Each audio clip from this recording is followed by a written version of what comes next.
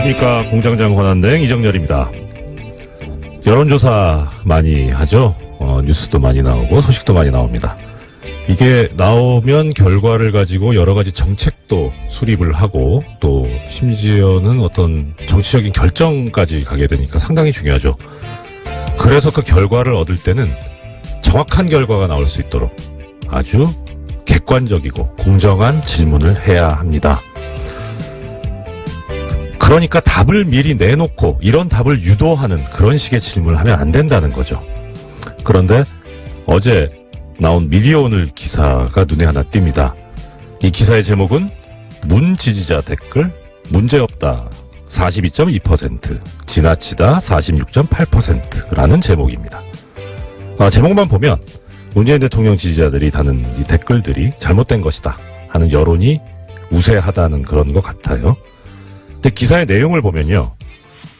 이런 답의 근거가 된 질문이 이렇게 돼 있습니다. 문재인 대통령을 지지하는 일부 네티즌들이 대통령과 관련한 비판적인 보도에 대해 포털사이트 댓글이나 SNS를 통해 집중적으로 비난해 논란이 일고 있는데 이에 대해 어떻게 생각하느냐. 무슨 질문이 이렇습니까? 이렇게 가치 판단이 들어가 있는 질문을 하면 안 되죠. 이건 답을 요구하는 질문입니다. 이런 질문을 가지고 하는 여론조사가 가능하다면 이런 질문도 가능하지 않겠습니까? 많은 언론인들이 사주 추천으로 재벌로부터 돈을 받아 해외 유학을 다녀오고 있습니다.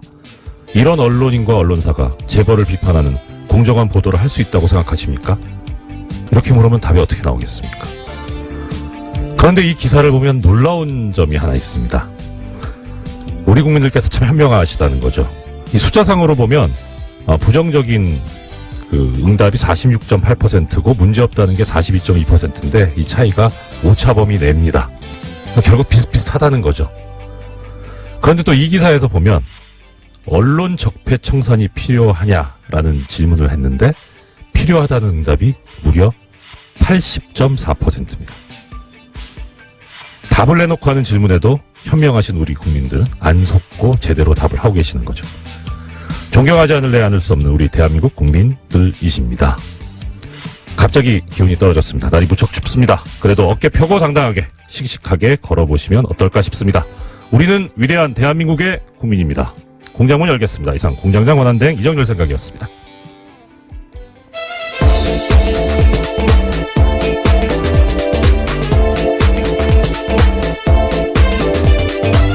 시사인의 김은지입니다. 장자연 씨 사건 전문기자. 언제부터 제가 그렇게 된지는 조금 당황스러운데요. 예, 열심히 취재하라는 뜻으로 알겠습니다. 예, 예. 어제 저 화제 중에 하나가 요즘 뉴스공장 관련된 분들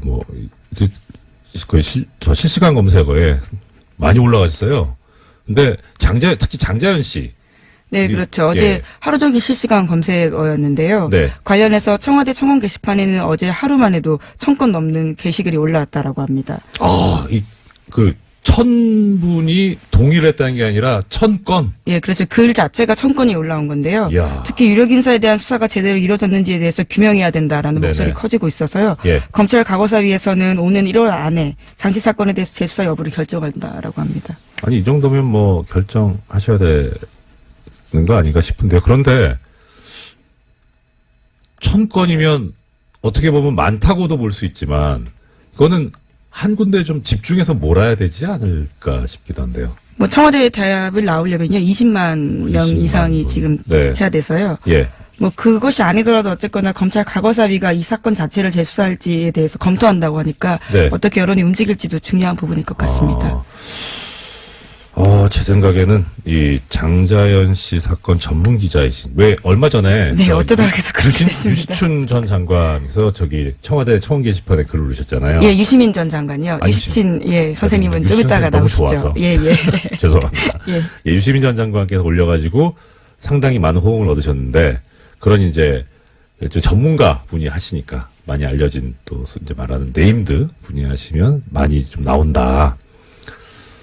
네임드이신 김은지 기자께서 청원 한번 하시면 어떨까요? 제가 네임드도 아닌 뿐만이라요. 예, 기자는 기사로서 이렇게 또 보여드려야 되니까 열심히 취재하라는 격려를 알겠습니다. 굉장히 진짜 우리 되게 사적인 친분은 별로 없지만 여기서 이렇게 뵙는데 정말 존경스러워요. 갑자기 왜 이러시니까. 알겠습니다. 제가 여러 가지 단점을 가지고 있는데 가장 큰 단점이 거짓말을 못하는 단점을 가지고 있습니다. 자, 오늘 이제 소식 전해주십시오.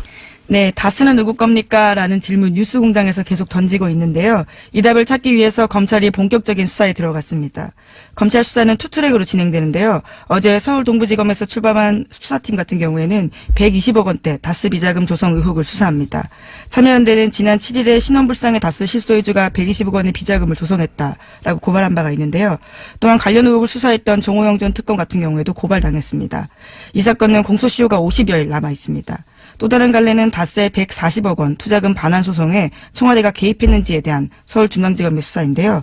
검찰은 최근에 청와대 행정관 조사했고요. 또 어제는 관련 문건 폭로했던 시사인의 주진우 기자 참고인으로 조사했습니다. 이 사건은 검찰이 2020년까지 공소시효 있다라고 판단하고 있습니다. 네.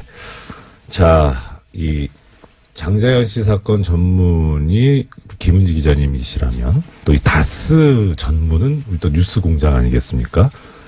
예, 이 뉴스공장이 제기한 문제 여기에 대해서 이제 공권력이 움직이고 있다. 그리고 또 한편으로 이건 좀 약간 가벼운 얘기인데 그 시사인 주진우 기자 정통 시사주간지 시사인의 주진우 기자 참고인으로 출석을 하면서 자료를 이제 전달을 했다는 거잖아요. 네, 그 분홍 보따리 들고 나왔습니다. 예, 그 보자기에 싸가지고 가는데 그 표정이 제가 그동안 주진우 기자 보면서 맞닥뜨렸던 표정 중에 제일 행복하고 편안한 표정이었어요. 그래서 뭐 기자님들께서 취재하시고 기사를 쓰시면서 어떤 보람을 느끼고 하시겠지만 또 그런 것이 이렇게 결실을 맺어간다라고 하는 것도 상당한 뿌듯함을 느끼실 수 있겠다 싶더라고요. 네, 뉴스공장에도 가끔 들고 왔던 그 보따리인데요. 그 내용들이 이제 검찰에도 참고 자료로 내게 된 겁니다. 네, 항상 선도적으로 움직이는 뉴스공장 정말 훌륭합니다. 제가 공장장 권한 대행이긴 하지만 네, 근데 정말 참 존경스러운 또 방송이죠. 자, 그러면 이제 다스는 누구 겁니까? 거의 다 모르시는 분은 거의 없는데 그런데 이제 엊그제 이 고발을 제기했던 참여연대 측에서 안진건 사무처장이 나와가지고 그런 얘기를 했습니다. 아까 김 기자님께서 신원불상이라고 하셨는데 네, 그렇죠. 예, 성명불상자라고 하면서 예. 이 성명불상자가 누구인지를 검찰이 한번 맞춰보세요라고 하는 그런 의미라고 이렇게 말씀을 하셨으니까 그러면 누구나 거의 다 짐작하고 있는 그분에 관해서는 어떤 반응이 있는지. 네, 관련된 뉴스가 어제 MBC가 보도했는데요. 네네. 미국에서 다스의 하청 용역업체를 운영하고 있는 김아부개 씨의 인터뷰를 인용했습니다. 네. 인터뷰를 보면요. 2014년 9월 달에 이명박 전 대통령이 엘레베마주 몽고베리에 있는 다스에 들렀다라는 겁니다. 이 지역에선 다들 알고 있다라고 하는데요. 그 사람의 멘트에 따르면 이렇습니다. 자기 다스 보고 싶으니까 온 거다. 대통령 때는 못 오고 차려도 온 거 보고 싶은 거예요. 라는 건데요. 자기 다스. 네, 그분의 인터뷰 네. 말입니다. 그래서 플로리다에 가기 전에 애틀란타에서 며칠 머물렀는데 그때 이명박 전 대통령이 차 타고 서너 시간 거리에 있는 다스 미국 법인에 조용히 갔다라는 겁니다. 당시 미국 법인의 등기이사 3명인데요. 네. 그중에 한 사람이 이명박 전 대통령의 아들인 이시영 씨입니다. 참. 이 정도 되면, 그리고 좀 더, 말씀. 네, 이런 멘트도 있습니다. 자기 아빠 놓고서 이 사람 너희 아빠 맞니? 라고 묻는 거랑 똑같은 질문이다고요. 다스가 그 정도 수준이다라고 해당 하청 용역업체 김아무개 씨가 이야기했습니다. 자기 아빠 놓고서 이 사람 너희 아빠 맞냐? 홍길동도 아닌데. 참. 그 정도로 명백하다는 말씀이신 거죠. 예.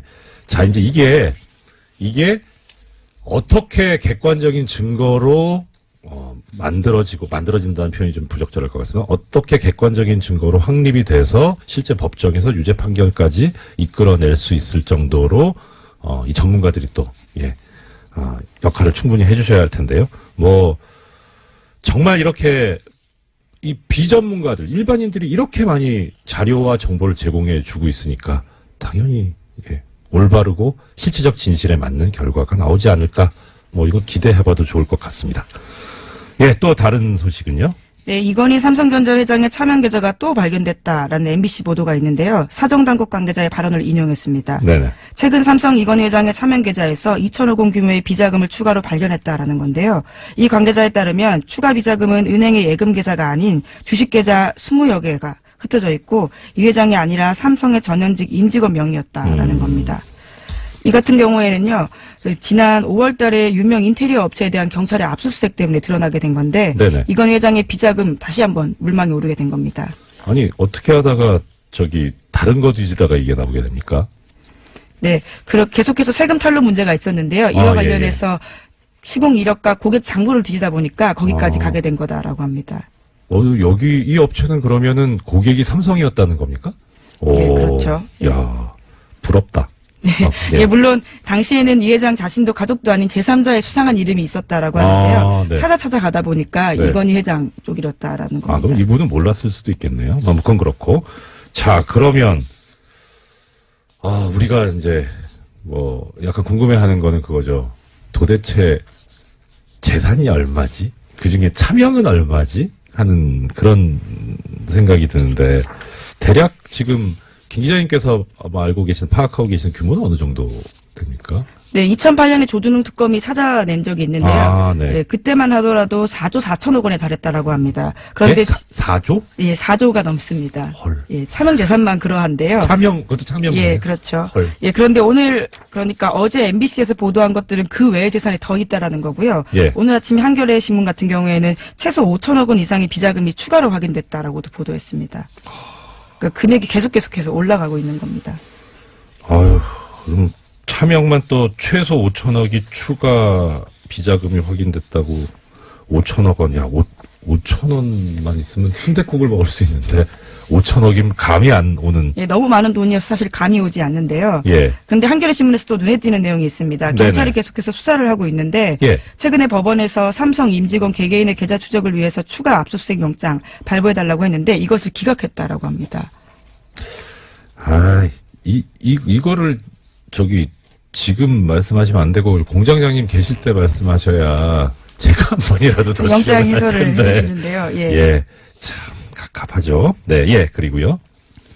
네, 그래서요. 이것은 이제까지 2008년 말씀드렸던 것처럼 조준웅 특검 때 찾았던 돈과 다른 것들이어서요. 계속해서 비자금 규모가 얼마나 늘어날지는 아직까지도 가늠이 안 되는 상황입니다. 예. 총수란다. 네, 공장장이죠. 예, 공장장. 직업이 여러 개입니다. 예, 공장장께서 제작했던 저수지 게임 있지 않습니까? 애청자 여러분들께서도 많이 들어오고 아시겠지만, 이 저수지 게임이 이제 이명박 전 대통령의 어떤 재산 형성과 관련된 그런 건데, 이 저수지가 또 삼성의 저수지는 또 따로 있을 테니까. 근데 정말 저수지라는 말이 어울리지 않나. 차명만 4조면 실제 전 재산은 얼마일까요? 그리고, 마음속으로는 그것이 우리, 국민들이, 저도 사실 지금 보이는 라디오로 영상을 보이는 라디오 아니죠? 영상이 따로 올라가는데 보시면 제 노트북이라든가, 폰이라든가 다 그 계열 제품이거든요. 이렇게 사랑하는, 애정하는 그런 기업인데 이게 적법하게 정당하게 재산이 형성되었을 거라고 믿습니다. 정말 그러길 바랍니다.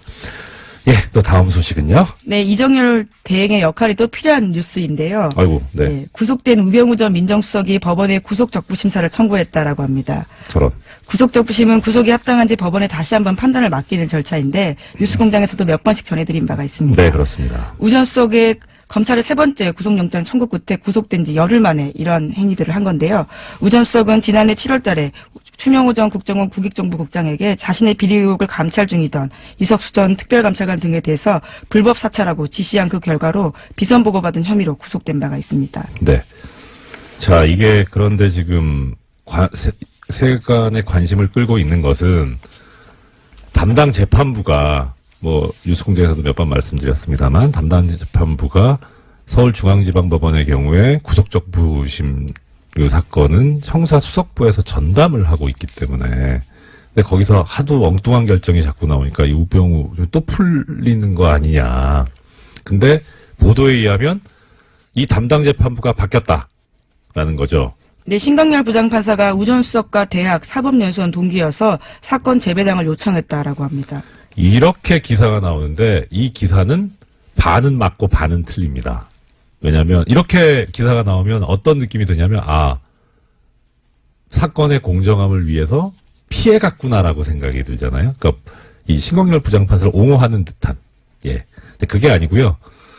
법관의 사건 분담과 재판 내기인가 사건 재배당에 관한 예규에 보면 대리인이나 변호인 같은 사건 관계인이 사법연수원 동기인 경우에는 사건을 하지 말고 재배당 요청, 다른 재판부로 옮기라고 그렇게 규정이 있습니다. 원래 있는 규정이다라는 말씀이시죠? 예, 원래 그렇습니다. 네. 예. 그런데 이제 하물며 지금 여기서 지금 대리인이나 변호인이 아니라 바로 당사자잖아요. 재판 당사자. 그러니까 대학 이거는 관계가 없고요. 사법연수원 동기인 게 그 요건에 해당이 됩니다. 그래서 넘어간 건데 자, 이제 또 재밌는 것은 그럼 이렇게 해서 재배당을 하는 경우에 보통은 어디를 가냐면 대리재판부라는 곳이 다 법원마다 재판부마다 지정이 돼 있습니다. 언제냐면 휴가를 가거나 갑자기 이렇게 일이 터졌다거나 할 때 그때 그 담당 재판부에 결혼이 생겼다고 해서 재판을 안 할 수는 없잖아요. 그러니까 이 경우에는 그러면 대리하는 재판부를 다 지정을 미리 해놓습니다. 그래서 그 대리재판부에서 하는데 그러니까 이게 재배당을 해서 넘어가게 되면 그 대리재판부에서 해야 돼요. 대리재판부가 형사수석부 같은 경우에는 형사 1부입니다. 네, 예. 휴가를 갔다라는 보도가 예. 있던데요. 부장이 휴가를 갔어요. 어떻게 그렇게 성견지명이 있는지. 그래서 지금 이게 형사 2부로 갔습니다. 그래서 어제 보니까 이 형사 2부 재판장, 이우철 부장판사가 실시간 검색어에 올라가더라고요. 저는 처음에 모르고 실검만 보고 있는데 이 이우철 부장판사님 잘 압니다. 예. 그래서 뵌지는 좀 됐어요. 뵌지는 제가 법원 퇴직하고 뵙지는 못했는데 일단 많이들 궁금해하시죠. 어떻게 될 것 같냐? 저는 점쟁이가 아니라서 예측 전문, 예상 전문 이런 건 아닌데 이우철 부장판사가 제가 알고 있는 모습 그대로라면 이 우병우 전 수석의 구속적부 심사 청구는 기각될 겁니다. 이분은 스타일이 정말 법대로 합니다. 그리고 법대로 하는데 그게 어떤 형태로 나타나냐면 개인의 자유와 권리 이쪽을 가급적 많이 보장하고 옹호하는 쪽인데요. 싫어하는 게 뭐냐면 권력을 사적으로 쓰는 겁니다.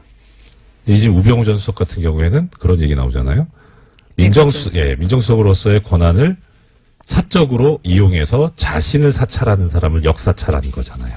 그렇기 때문에 상당히 근데 문제는 뵌지 좀 돼서 그 이후에 혹시 생각이 바뀌었을까 하는 걱정이 있습니다. 아무튼 사실 이게 사법 신뢰도를 저하하는 발언이어가지고 좀 조심스럽긴 한데요. 현실이긴 하니까 어쩔 수 없다고 말씀을 드리는데 대진운이라는 게 있어요. 재판도요. 그러니까 이게 이게 가급적 이거 고귀한 품격 있는 방송에서 이런 용어 쓰면 안 되는데 재판부 운빨. 제가 본 중에 재판부 운빨이 제일 좋았던 분이 김용판 전 서울지방경찰청장입니다. 그쪽 계열만 잘 타고 갔어요. 네, 2012년에 대선 개입 혐의로 재판을 받은 바가 있죠. 올무죄 나왔죠. 근데 정말 어떻게 이런 진짜 운이 정말. 네, 그리고 나서 출마 선언까지 했었죠. 그렇죠. 경선을 통과하지 못했었습니다. 그랬었죠. 그런데 이제 이 재판부 운빨이 안 좋은 분 중에 또 한 분이 제가 기억하는 두 분인데요. 한명숙 전 총리, 그다음에 정봉주 전 의원. 정말 재판부 운빨이 안 좋았습니다. 자, 그런데 지금 여기서 보면 우병우 전 수석도 재판부 운빨이 그렇게 좋아 보이진 않는다. 네, 오늘 구속적부심 열리는데요. 네. 그 결과에 따라서 내일 다시 제가 내일 출연하냐 못하냐까지 나오네요. 네, 알겠습니다. 네, 게다가 또 조윤선 전 장관 같은 경우에도요. 오늘 영장실질심사가 있습니다. 내일 한꺼번에 그렇습니다. 해석을 좀 해주셔야 될 것 같아요. 큰일 났네요. 저 오프닝 써야 되는데. 네, 공장장처럼 셀프 미니 인터뷰를 하시는 방법도 있습니다. 알겠습니다. 예, 다음 소식이요. 네, 검찰이 2013년에서 2014년 국방부의 국군 사이버사령부 정치관여 의혹 관련해서요, 수사가 축소 또는 은폐됐다라는 정황을 포착하고요, 본격 수사에 착수했다라는 경향신문 보도입니다. 검찰 안팎에서는 유모 전 국방부 정책실장이 당시 국방부의 부실 조사를 주도했다라고 보는 것으로 전해진다고 합니다. 참, 이 군 문제는 접근하기가 쉽지가 않은데 계속 이렇게 나오는데, 예. 어떻든 지금, 이 얘기는 김관진 전 국방부 장관이 새 혐의로 조사를 받을 수 있다. 이게 상당히 희망적인, 얘기 아닐까 싶네요. 예, 그 가능성이 커지고 있다라고요. 오늘 네. 아침 경향신문이 보도했습니다. 네. 자, 시간이 한 3분 남았는데, 우리 장자연 씨 사건 전문 기자이신 김은지 기자님 계시고, 그다음 다스 사건 전문 방송인 뉴스공장에 있는데, 저도 대행시켜 주시는 김에 제가 그거 됐잖아요. 삼성 언론장학생 전문, 얼떨결에 돼버렸는데, 그 말씀 오늘 드려야지, 안 그러면 애청자님들한테 혼날 것 같습니다. 약속을 해서요. 지금, 어제 제가 잠깐 말씀을 드렸었는데, 그저께 처음 말씀을 드리기 시작해서 약간 좀 기대 반, 포기 반 했었긴 했어요. 마음속으로는. 근데 그제가 이제 휴일이었으니까 어제 보도가 나오겠냐 싶었는데 어제 뉴스공장이 상당히 뜨거운 반응이 돼 있었었는데 기사가 하나도 안 나왔어요. 삼성 언론장학생. 애청자 여러분, 지금이 아니더라도 한번 삼성 언론 장학생이라고 한번 포털에서 검색해 보십시오. 그러면 기사가 하나도 없습니다. 그런데 블로그나 SNS는 너무나 뜨겁습니다. 이게 과연 제대로 된 보도냐 하는 그런 생각이 드는데요. 오늘 시간이 1분 남아서 하나만 말씀드릴게요. 재미있는 기사가 하나 있습니다. 아까 제가 미디어 오늘 그 여론조사 관련해서 말씀드렸었잖아요. 미디어 오늘이 지금 언론인들이 돈을 받고 이렇게 가는 그런 거에 대해서 한번 비판을 했던 기사를 실었던 적이 있습니다. 2005년에. 예, 근데 2005년에 그 기사가 쭉 실리고 재미있는 것은 그 마지막에 보면 96년부터 2005년까지 사이에 그 삼성 언론재단에서 해외 연수를 보낸 언론인 명단을 실어요. 이 기사 자체는 2005년 8월 24일 날 미디어 오늘에 실린 제목은 삼성 언론재단 최대 연 5억 원 해외 연수 지원이라는 기사고, 근데 기사 자체는 그렇고, 맨 마지막에 보면 관련 기사로 삼성 언론재단 해외 연수 언론인 명단이 실려 있는데, 이 링크를 클릭하잖아요? 기사가 삭제돼 있습니다. 거참, 왜 그랬을까? 궁금합니다. 예, 지금까지 장자연 씨 사건 전문기자 시사인의 네, 김은지였습니다. 감사합니다. 네, 고맙습니다. 예, 어제 뉴스공장에 나오셨다가 양대 포털 사이트에 인기 검색어 실검 1위를 휩쓰신 무료 이관왕 한방에 유시춘 선생님, 어제에 이어서 또 스튜디오로 모셨습니다. 어서 오십시오. 네, 굿모닝. 우리 선생님께서는요, 다 멋있으신데 제일 멋있으신 게 이렇게 쿨하신 거. 너무 멋있습니다. 자, 어제 혹시 못 들으신 분들을 위해서 잠깐 어제 그 선생님께서 하셨던 말씀을 좀 정리를 해드리겠습니다. 이 유시준 선생님께서는 1987년 민주쟁취 6월 항쟁 때 민주쟁취 국민운동본부 상임집행위원을 맡으셨었고요. 현재 이제 사단법인 6월 민주항쟁 계승사업회 이사장이시고요. 네. 그리고 어제 하셨던 말씀이 이겁니다. 1987년 6월 항쟁에 도화선이 됐던 당시 박종철 군 고문치사 사건. 네. 그 말씀해 주셨고, 그리고 그것을 토대로 해서, 국민 주권을 되찾아오기 위한, 여러 가지 그 집회가 있었고, 결국 1987년 5월 27일 날 형님교회에 모여서, 민주쟁취 국민운동본부를 결성하는, 정말 드라마틱한 그 종로통에서 다들 숨어 계시다가 쪽지로 어디로 모여라라고 하는, 예. 그 말씀까지 주셨고요. 이제 우리가 6월 항쟁이라고 부르는 이 6월 10일 날 대규모 집회, 시위, 이 얘기부터 오늘 말씀을 들을 예정입니다. 네, 어제 말씀드렸지만 저희가 6월 10일로 대회 날짜를 잡은 것은 네. 그날이 바로 전두환이 자기 네. 군사 반란의 친구인 노태우에게 네. 무슨 권력을 승계해주는 민정당 전당대회 날이었기 때문에 네네. 바로 그날 그 시각에 맞춘 것입니다. 네. 그랬는데 이제 마지막에 네. 격론 토론 끝에 그 당시 야당이 개헌 국민 청원 운동을 하고 있었기 때문에 합류하면서 그분들의 조직들을 이용해서 전단지가 전국에 서울에만 해도 한 20만 장이 뿌려졌습니다. 예. 그래서 뭐 7일부터 그 전단지가 도로에 그 하얗게 나뒹구는 네네. 그런 상황이었고요.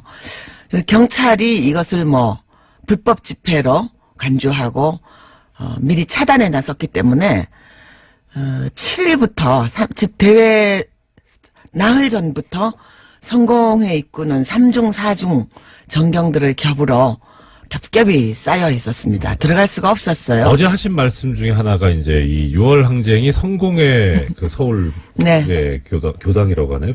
예, 교회. 거기서 이제 지금 그 핵심 집행부께서 계셨다는 거였는데 한승원 변호사께서 성공회에서 했기 때문에 성공했다. 네. 그 말씀도 하셨다고. 근데 그러면 아까 좀 전에 말씀 주셨던 것이 3중 4중으로 겹겹이 네. 둘러서져 있었는데 어떻게 들어가시게 됐나요? 네, 뭐 거기에 국본 한 20분이 네. 모이셨는데 네. 이제 어르신들은 그때는 제가 30대 중반이었으니까 제일 어렸습니다. 그때 이제 어르신들이 박형규 목사님, 예. 뭐 지선 스님, 네. 그다음에 금영균 목사님 이런 예. 분들은 이제 미리 딱 그 겹겹이 포위하기 그 직전에 한 대여섯 분은 들어가시는데 성공했고요. 그게 며칠 전? 그게 6일부터입니다. 아, 6월 6일부터 미리 예. 들어가 계셨고 네네. 저는 7일날 아침에 집에서 나오는데 벌써 네. 우리 이 판사님처럼 이렇게 체격이 좋으신 사복 두 분이 딱 나오는데 지키는 팔을 잡는 게 어디 가십니까 이래요. 예. 아 순간 연금이 시작됐구나 생각을 하고 제가 마침 그때 원고지 그때는 지금처럼 이메일이 그렇죠. 없어서 예. 원고지를 직접 갖다 줄 때입니다. 예, 출판사나 예. 신문사에. 예. 마침 그때 어딘가에 제가 원고를 갖다 줄 일이 있어서 네. 원고지 열매를 또르르 만 걸 갖고 있었어요. 예. 그래서 이거 보면서 안 보이세요? 나 지금 출판사에 원고 갖다 주러 가잖아요. 그땐 예. 제가 차가 없었습니다. 예, 그래서 예. 차 있으면 나 좀 같이 갑시다. 그랬더니 오, 멋있다. 그러십니까? 그러더니 그럼 다녀오세요. 이러는 거야. 예. 딴 데 가시면 안 됩니다. 이러는 거예요. 그날 나오면서 보니까 제가 그렇게 연금 조치가 내려진 줄 모르고 셔링 치마에 예. 짧은 티셔츠를 입었더라고요. 날씨가 더울 때잖아요. 네, 조금 그러니까. 더웠습니다. 예. 덥기는. 네. 그래서 뒤돌아보면서 너희들 굿바이다 그러고서는 갔다가 잠실에 있는 친구 예. 집에서 자고 아침 그러니까 6월 8일 아침 5시 새벽 5시 반에 성공회 입구가 이 시청 출구에서 한 100m 떨어져 있잖아요. 네. 곰곰이 생각을 했어요. 저걸 어떻게 뚫고 들어갈 건가 생각을 하다가 그 당시 우리를 많이 도와주신 그 성공회 성당 주임 신부인 박종기 신부님이라고 네네네. 40대 젊은 신부님이 계셨어요. 네. 그분 아드님이 신학생인 거 제가 알았거든요. 전화를 했더니 받아요. 예. 이렇게 막혀 있는데 내가 꼭 들어가야 된다. 거기 지금 어르신만 계시고 네. 거기 가면 성명서도 쓰고 이 머리띠도 네. 만들어야 되고 이러저러한 실무를 담당할 사람이 없지 않냐. 네네. 내가 꼭 들어가야 되겠다. 그랬더니 예. 그럼 한번 생각해 보자고.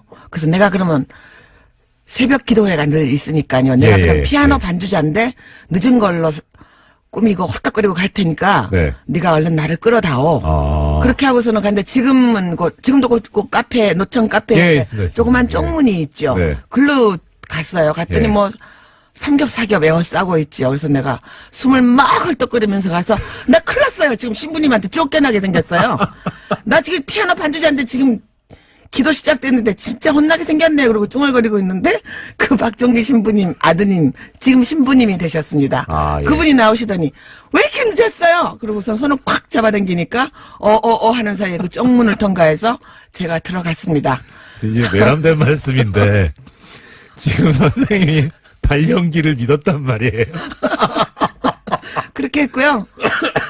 하는 사이에 들어갔고요. 가보니까 이제 몇 분이 들어와 계셨고 예. 이제 그날 8일날 뭐 신문 방송에 난리가 났죠. 전부. 그렇죠. 그날 이제 고인이 되셨습니다만 양순직 그 당시 예. 여당 총재하신 예. 분이 당직자의 도움을 받아서 한영애 씨라고 그때 이어버리셨는데 예. 그분하고 이어버리셨죠. 같이 그 옆에 예. 수녀원 담장을 타고 내려오셨고요.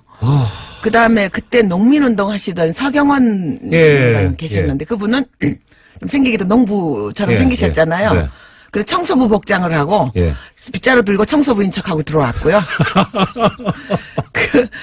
그렇게 뭐 그 기기묘묘한 방법으로 모여서 거기서 3박 4일 동안 박정주 신부님의 사제관에 있는 모든 와인과 쌀과 음식을 다 축내고 밥도 제가 거들어줬고요. 예. 뭐 그 사제관 안에 있는 모든 음식을 저희들이 다 먹어치웠습니다. 그러니까. 뭐 선생님께서 지금 그렇게 말씀하시지만 사실 외부하고 이제 이게 완전히 안 단절되어 되잖아요. 있었습니다. 그러면 지금처럼 뭐 핸드폰도 없고요. 그렇죠. 더군다나 이 뭐 휴대전화도 없었고요. 예, 예. 유선전화에만 의지를 했는데 네. 밖으로부터 완전히 모든 것이 통신과 만남과 예. 모든 것이 다 두절된 상태에서 사흘을 보냈지만 바빴습니다. 그 안에서 예. 현수막도 걸어야 되고 예. 머리띠도 만들어야 되고 성명서도 써야 되고 근데 어찌어찌 알고 동아일보에 유일하게 그날 저희들 사진이 났는데요. 네. 그 얼리버드들은 일찍 일어나서 어찌어찌 알고 동아일보하고 제 기억으로는 두 군데 신문사 기자들이 들어와서 유의하게 그때 사진이 있습니다. 그 당시 신문을 보면. 예. 참 이렇게 참 가볍게 말씀하시지만 그때를 생각해 보면 그때도 즐겁게 했습니다. 또 이렇게 그러니까 즐기는 사람을 이기지 못한다고 하잖아요. 네. 그러니까 정말 네. 선생님께서 이렇게 말씀하시는데 그게 아마 성공의 원동력이 아니었나 싶습니다.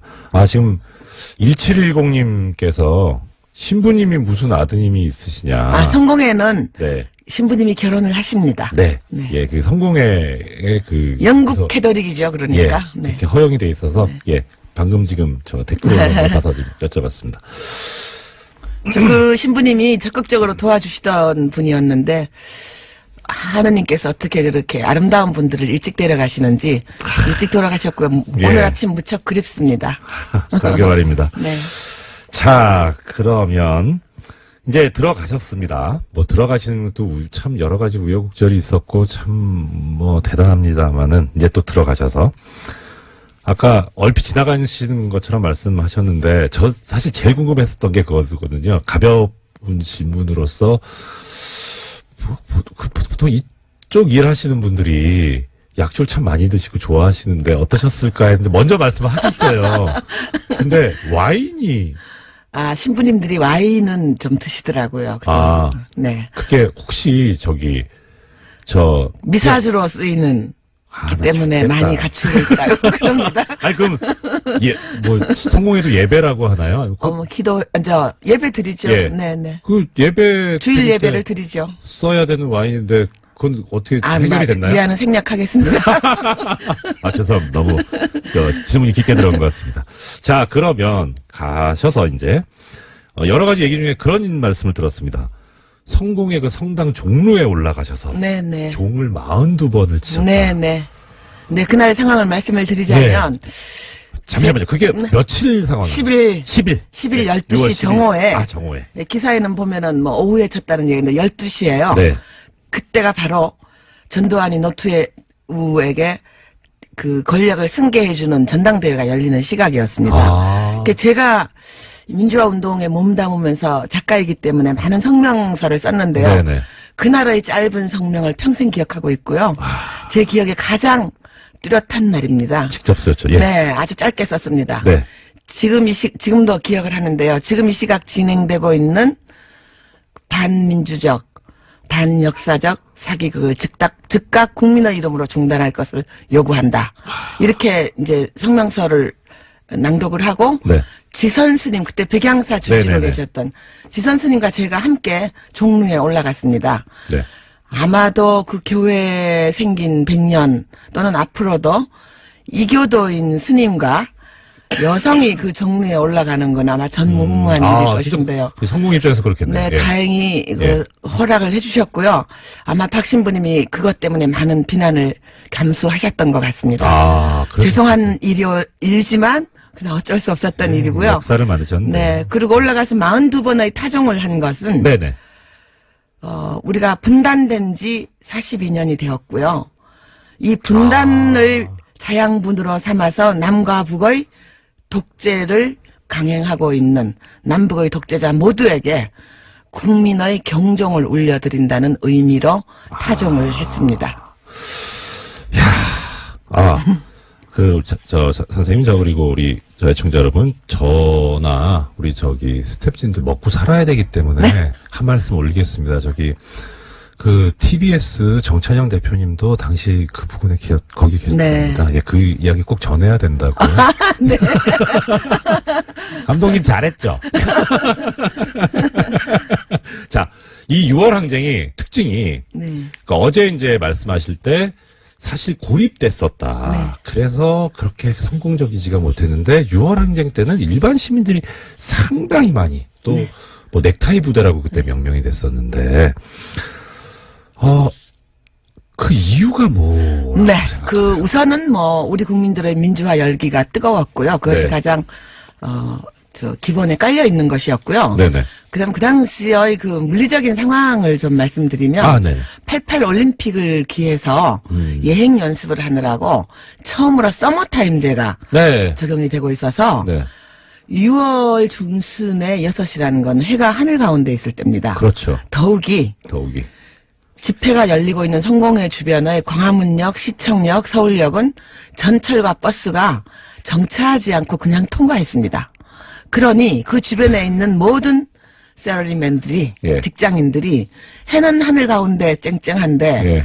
버스와 지하철은 정차하지 않습니다. 예. 어디로 올라왔겠습니까? 다 지상으로 올라와서 예. 함께 외치지 않았겠습니까? 네. 그래서 그때 아마 또 국본이 저희들이 가장 고심했던 부분은 어떻게 하면 예. 이것이 민주화 운동권을 넘어서 일반 시민의 참여를 광범위하게 다양한 형태로 이끌어낼 건가. 네. 제일 고심을 했었는데 그래서 시작도 운동가 대신 애국가로 시작하고 맞습니다. 네, 맞습니다. 지금은 이름도 명예도 없이 그걸 많이 예. 알고 있지만 그 당시는 잘 몰랐기 때문에 애국가로 시작했고요. 그리고 서 있는 그 자리에서 참여할 수 있는 방법. 네. 차 안에 있는 사람은 경적을 울리고요. 올리고. 여성들은 길거리에서 수건을 꺼내서 흔들고요. 예. 그리고 뜻부전 뉴스를 거부한다는 의미로 9시에 일제히 소등을 하고 예. 또 사찰에서는 종을 치고요. 이런 국민 여러분들이 생업 현장에서 참여할 수 있는 다양한 참여 방법을 개발한 것도 그렇죠. 주요했다고 봅니다. 그러니까 지금으로 치면 우리 이제 어디 포털 댓글 달고 그리고 기사에 대해서 좋다 안 좋다 공감 비공감 네, 좋아요. 예. 그런 이제 참여하는 그런 거였죠. 그러니까 국민들께서 길거리에 올라와서 몸으로 좋아요를 다 누른 거죠. 그렇죠. 예. 정확한 표현이십니다. 예. 자, 그거는 이제 전체적인 그림은 그렇게 돌아갔는데 큰일 났네. 이거 하루 더 해야 되는데. 안 됩니다. 예, 여기 0919님께서 본인께서 이제 참석하셨던 경험담을 지금 문자로 보내오셨습니다. 농민운동가 서 선생님께서는 이후에 민주당 국회의원을 하셨고, 0919님께서는 그때 6월 종로 6가 동대문 종합시장에서 사업했을 때라고 하시네요. 그때 보도블럭을 망치로 깨서 학생들에게 나눠주고 경찰들 몰려올 땐 가게 셔터 열고 숨겨줬다고. 예. 네. 진짜 이렇게 많았습니다. 그렇죠. 영화에도 아주 리얼하게 그런 장면들이 나옵니다. 실제로 많이들 숨겨주시고요. 예. 셔터 내리고 물 주고 네. 콜라도 한 박스씩 샀다 갖다 주고요. 예. 엄청나게 감동적이고 협조적인 그렇죠. 그런 공동체의 덕목을 느낄 수 있었던 맞습니다. 날이죠. 저 경험을 잠깐만 말씀드리면 저도 참 그때, 운이 좋았던 게, 이제 저는 어제 잠깐 말씀드린 남대문 부근에 있었거든요. 수명문 네. 부근. 남대문 시장으로 이제 숨어 들어간 거예요. 네, 거기가 제일 격전지였죠. 예. 근데 또 먹을 건 많더라고요. 네. 상가니까. 맛있어요. 그래서 네. 참 신세 많이 졌었습니다. 자, 그럼 이제 이거는 전체적인 그림이었고, 네. 문제는 이제 우리 선생님. 네. 이제 이 시위가 이제 이제 끝났습니다. 끝나고 다음 꼭 나와야 되니까 그거죠. 명동성당. 네, 저희들이 네. 6월 10일 집회를 마치고, 네. 제가 맨 앞장서서 박정철 영정을 들고 영국 대사관 쪽으로 진출하다가, 네. 모두 다 연행돼서, 네. 장안동 대공분실을 네, 거쳐서, 그렇죠. 저는 분리수용돼서 돌아가신 재정구 네, 의원님과 재정구. 함께 네. 강동경찰서 유치장에 수용이 됐는데 아침에 네. 눈을 떠봤더니 천정에 붙어 있는 TV에서 명동성당 농성 얘기가 나옵니다. 그거를 거기서 들으셨구나. 네, 그걸 보고서는 저 어제도 얘기했지만 무신론자인데 예. 우주에 계시는 모든 신께 기도했습니다. 하나님, 예수님, 부처님, 저 뜨거운 사막의 알라신이시여 한국 국민들을 보호해 주시고 민주주의를 오게 해주세요 하고 눈물 나네. 기도했습니다. 정말. 그리고 제 길을 의심했고요. 왜냐하면 모든 예. 정보가 다 차단되어 있었기 때문에 그때 일생에서 가장 간절하게 예. 기도했습니다. 예. 그러면, 네. 그러니까 제가 이제 여쭤보려고 했던 거는 이 강동경찰서 유치장으로 수감이 되셨는데, 담임 선생님께서 이제, 국어 과목. 국어와 문학을 가르치는 교사였는데요. 교사, 예. 그 2년 전에 해직이 이미 됐었습니다. 아. 전두환 해직교사 1호. 당시 블랙리스트. 블랙 세제곱. 자, 자제분. 네, 그때 유치원 유치원. 다니는 남매 예. 있었습니다. 사실 이게 또 상당히 민감하고 아픈 부분이잖아요. 네, 물론 아이들한테 미안했죠. 예. 어떠셨어요, 기분이? 근데 수많은 자식들이 감옥에 가 있고, 그래서 제가 어린아이가 있다는 얘기 동료들한테 못했고요. 예. 저 올드미스인 줄 알고 계시는 분이 대부분이었어요. 그랬고요. 다 늠름하게 있었지만 가장 힘들었던 밤은 6월 18일 날, 예. 우리 시위가 또 한 번 폭발했던 그렇죠, 날인데, 폭발했죠. 조영래 변호사님이 제 변호인이셨는데, 네. 오셔가지고 계엄령 설이 돈다는 풍문을 말씀해 주셨을 때는 예. 등골이 좀 오싹했고요. 예. 실제로 계엄령을 준비를 했었고요, 전두환이. 예. 그때는 아이들을 못 보는 게 아닌가 하는 아주 무서운 공포도 잠깐 잠겨 있었습니다. 공포도 공포고, 그래도 또 도움을 주시는, 예를 들어서, 시댁이나, 그런 거 다 잊어버리고 살았습니다. 죄송합니다. 제가 괜히 자꾸 쓸데없는 질문을 드리는 네. 것 같아요. 네. 자, 그러면, 이렇게 해서, 자, 수감되셨다가, 언제 어떻게 나오시게 네. 돼요? 그런데 그때 이제 우리가 민주화 운동이 상승기에 있었기 때문에 네네. 저희들을 함부로 다루지 못했습니다. 그럼요. 네. 그리고 예. 서울구치소에 가서 여러 번 면회도 오시고, YSDJ께서 다녀가셔서 영치금도 넣어주시고, 그렇게 하셨는데, 예. 6.29 선언이 나고 난 다음에는, 이거 오래지 않아서 나갈 수 있겠구나 하는 생각을 가졌고요. 검사 취조라 그러나요? 검취. 예, 그것도 저희들이 보통 형사법에 의하면 우리가 나가야 되잖아요. 예, 검찰로. 그렇죠. 예. 검찰이 구치소로 왔었습니다. 그게 어떻게 보면 특혜일 수 있지만, 어떻게 보면. 기자를 따돌리느라고. 예, 네. 예. 그러니까 꼼수죠. 그렇죠. 예, 그러니까, 편법이겠죠. 예, 그렇게 네. 해서 바깥 공기를 못 쓰게 하려는 또 네. 그런 생각도 있고. 네. 그러면 그 과정에서, 이거 이제 본인 생각이고, 이건 이제 되겠구나 하는 어떤, 그것은 6.29 날요. 6.29 네. 선언이 나던 날, 네.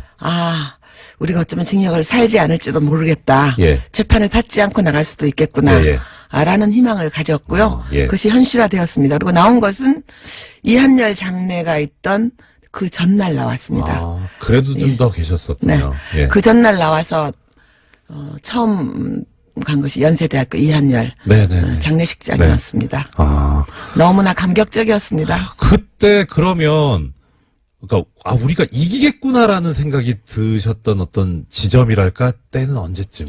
6월 18일 날 계엄령 풍문이 돌았을 때는 너무 공포스러웠고요. 예. 광주에서 그런 학살을 감행한 집단이니 무엇을 못하겠습니까? 맞다. 근데 네. 제가 보기에는 그때 계엄령 다 시나리오가 있었는데 네. 미국이 모종의 역할을 했던 것 같고요. 예. 그럼에도 불구하고 제 생각은 미국이 갑자기 천사가 되어서 그런 것이 아니라 우리 국민의 민주화 힘이 우리 국민이 전국 37개 도시에서 500여만 명이 쏟아져 나온 그 물리력이 전두환이 구사할 수 있는 모든 군대, 경찰을 비롯한 모든 물리력보다 더 컸기 때문에 안 한 것이 아니라 계엄령을 못한 것이라고 봅니다. 사실 이렇게 이끌어주신 분께서 이렇게 국민들 칭찬해 주시니. 자, 교섭 들어가겠습니다. 지금까지 유시춘 선생님이었습니다. 오늘 말씀 감사합니다. 고맙습니다. 여러분 영화 꼭 보십시오. 네. 제가 청취자로서 이 시그널 음악을 들을 때 몸에 전율이 오거든요. 예. 그분이 나오시는구나. 설명이 필요 없는 코너. 뉴스공장 최고의 인기 코너. 노르가즘. 주인공이신 정의당 노회찬 원내대표님 모셨습니다. 어서 오십시오. 반갑습니다. 예, 반갑습니다. 여기서 만나니까 더욱 반갑습니다. 네. 따로 말씀을 의원님하고 나눠보기 처음인 것 같습니다. 지금 몇 말차 인사만 계속 드리고. 저도 뭐 지면이나 이런 걸 여러 가지 많이 접하겠는데. 네. 오늘 실물을 보게 되니까 더 감격스럽습니다. 의원님 꼭 대표님 눈 씻으셔야 됩니다. 안 좋은 걸 보셨기 때문에. 괜찮습니다. 네. 예, 오늘도 이제 한 주간 굵직한 정치 현안들, 모시고 들어야 되는데, 일단 지금 사실 지지율이나 뭐 이런 걸 봐선 큰 그거는 없을 거는 같은데, 근데 이번 주에 이제 벌어지는 일 중에 그래도 현안으로 나와 있는 게 바른정당과 통합을 추진하는 국민의당, 이제 전 당원 투표가 시작이 됩니다. 어떻게 될 것 같다까지는 모르겠어도 어떻게 봐야 되는지 좀 말씀을 들었으면 싶습니다. 어떻게 봐야 되는지라고 물으셨는데, 네. 저는 꼭 봐야 되는지, 이렇게 되묻고 싶습니다. 안 보고 싶은데, 또 보이니까 할 수 없이 보게 되는, 참 괴롭죠. 거참. 네. 지금 일단은 실시한다고 하니까 실시가 되겠죠. 네. 결국에는 이것이 적법하냐 그렇지 않느냐를 가지고서 네. 결과를 또 투표란 것은 어떤 결과이든 승복이 돼야 되는데 이거는 승복 안 될 게 분명하지 않습니까? 결과가 어떻게 나오든 간에 승복하지 않을 게 분명해 보이고 절차상 이제 하자도 있는 것이고 그리고 무엇보다도 이제 이게 유효하냐 유효하지 않느냐에 대한 법적인 어떤 다툼까지도 비화되고 있는 상황이어서 눈 뜨고 참 보기 힘든 광경이다. 눈이 무슨 죄인가 이런 생각. 이런 질문이 적절할지 참 의문이긴 한데 만약에 대표님께서 바른정당 쪽이다라고 하면 이 통합의 파트너지 않습니까? 기분이 어떠실 것 같으세요? 바른정당은 뭐 사실은 객관적으로 볼 때 표정 관리하고 있는 거죠. 몹시 즐거운 상황이죠. 왜요? 저기 파트너인데 좀 그래도 그러니까 규모는 훨씬 적지만 바른당과의 통합을 하겠다고 지금 덤벼드는 거잖아요. 그걸 가지고 집안 싸움 하고 있는 거잖아요. 집안 싸움 하고 있는 거기 때문에 이렇게 되든 저렇게 되든 바른당의 몸값은 이제 좀 더 높이 평가되는 거고 최근에 여론조사를 보면 그걸 또 말해주고 있다고 보여집니다. 그 과정에서 몸값을 높일 수 있다. 몸값이 높아져 가고 있는 거죠. 다소. 그렇군요. 자, 그럼 이든 저든 하여튼 통합이 된다고 쳤을 때 여론조사에 의하면 2당까지 될 수 있다. 근데 그럼 방금 이제 통합이 될 수 있다고 말씀하셨는데 된다면요. 된다면. 근데 통합에 이르는 과정이 이제 험난할 것 같아요.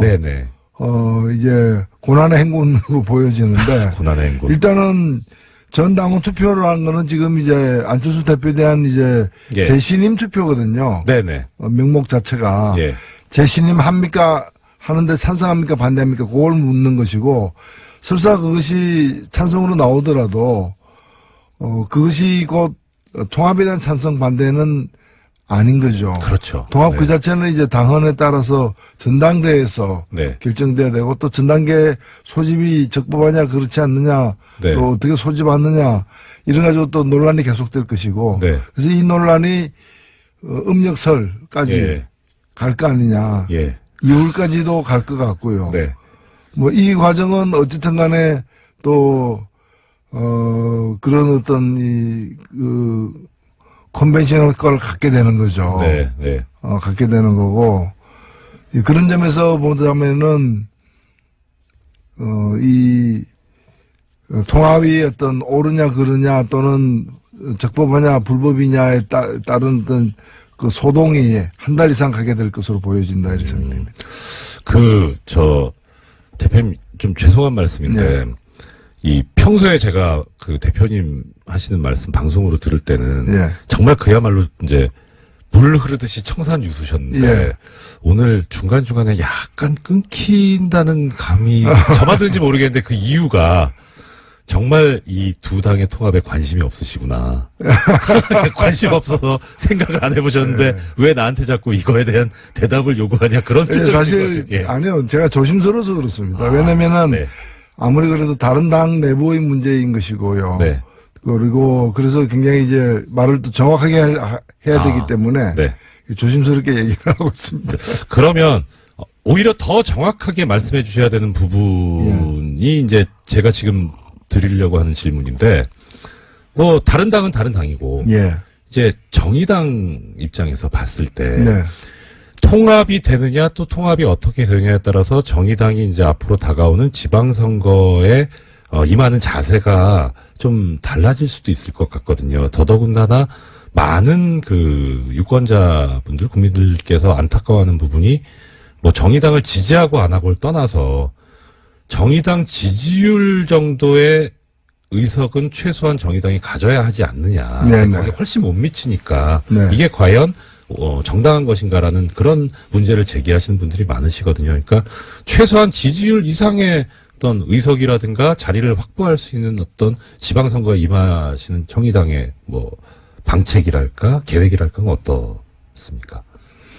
예, 일단은 뭐 정의당은 이제 두 가지 방면으로 준비를 하고 있는데 하나는 이제 네. 지방선거에서 더 많은 어떤 국민들의 지지를 받기 위해서 네네.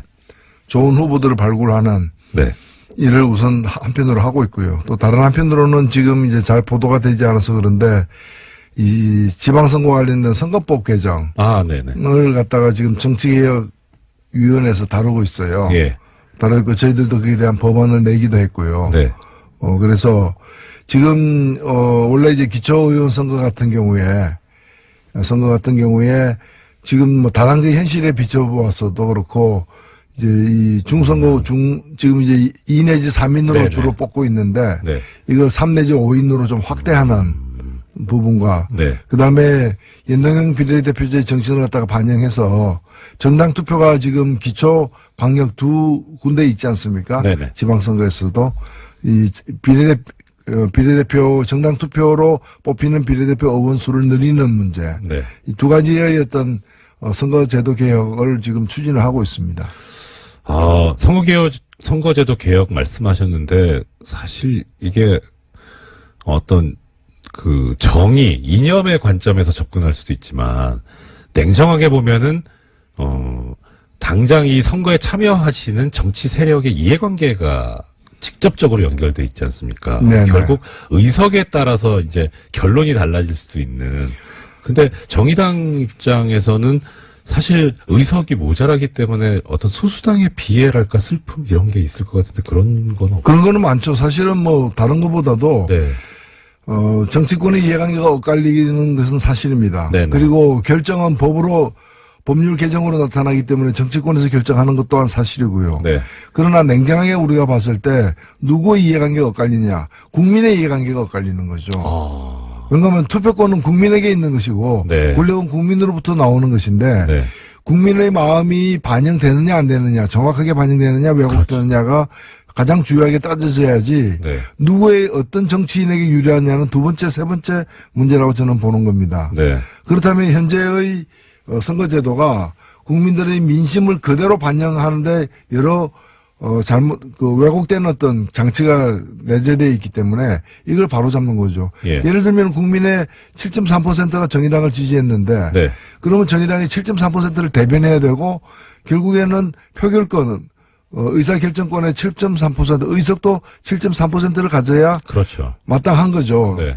근데 의석은 지금 보면 2%만 갖고 있거든요. 예. 7.3%를 가 지지했는데 2%를 대변하게 되면은 그럼 지지한 분들 중에 3분의 2 이상을 대변 못하게 되는 거지 않습니까? 그렇죠. 예. 이거는 민심에 왜곡되는 거죠. 네. 그래서 이런 걸 푸는 것이 선거법 개정이기 때문에 이것은 그거는 정의당에 유리한 거 아니냐. 정의당이 유리한 게 아니라 정의당이 원래 가져야 될 걸 가지는 거죠. 네. 유리하다면 국민에게 유리한 거죠. 예. 민심이 왜곡되지 않으니까. 그렇죠. 그래서 이것이 뭐 선거법 개정의 어떤 가이드라인이 아닌가 저는 그렇게 생각합니다. 예. 이런 가이드라인이 실제 구체적으로 현실로, 이루어져야 되는데, 또 참, 법학을 좀 약간 공부한 사람으로서 그 부분이 상당히 좀 관심이 많이 가고요. 옳은 부분인 거는 같은데, 이게 현실과 괴리가 생기니까 그때마다 참 안타까움이 많이 느껴집니다. 우리 일반 소비자 입장에서 보자면은 정육점에 가서 네. 소고기를 730g을 사왔는데 네. 집에 와서 열어보니까 200g밖에 없는 거예요. 사기인데요? 예. 예. 그러면 중간에 이제 뭐 이게 누가 가져간 거잖아요. 예. 조사해보면 다 나오게 돼 있는데. 뭐 증발했을 리는 없죠. 예. 예, 그래서 이걸 바로 잡자라는 거죠. 이걸 예. 갖다가 730g 사왔으면은 집에 와서 열어봐도 730g이 있어야 되는 거죠. 네, 그렇죠. 그래서 민심이 그대로 투표 결과에 반영돼야 된다. 이게 선거제도 개혁의 이유이자 방향이다. 네. 역시 우리 대표님께서 뉴스공장에 나오시니까 예를 소고기로 들어주시네요. 근데 그게 확 공감이 갑니다. 이 자리는 역시 고기와 친화된 자리가 아닌가. 자, 근데 이제 이건 이제 의석에 관련된 문제고 네. 또 하나는 이제 의석도 이제 의회 문제인데 그 다음에는 이제 지방자치단체장. 예, 이 정의당 관련해서 가장 큰 관심 그겁니다. 예. 뭐 당연히 예상하시겠지만 이 질문을 심상정 전 대표께서 경기지사에 나오시는가. 그 다음에 지금 현재 대표님께서는 지역구가 창원이시지만 예. 원래 이제 서울이셨잖아요. 그래서 서울시장에 혹시 도전을 하시는가? 아니면 뭐 지금 지역구대로 경남도지사에 도전하시는가? 예, 궁금합니다. 예, 뭐 정의당은 그 당원들이 전당원 네. 투표에 의해서 이제 공직 후보자들을 결정하기 때문에 네, 당원들의 마음에 달려 있다. 네. 이렇게 우선 말씀을 드리고요. 에이, 대표님 먼저 손 놓고 계실 건 아니잖아요. 근데 저는 뭐 지금 아시다시피 제 지역구가 경남 네. 창원입니다. 네네. 창원이기 때문에 제가 뭐 타 지역에 지방선거 후보로 나선다는 것은 네. 그건 좀 안 맞는 일이죠. 예. 네. 저는 그렇게 생각을 합니다. 예. 그러면 일단 경남도지사는 탈락.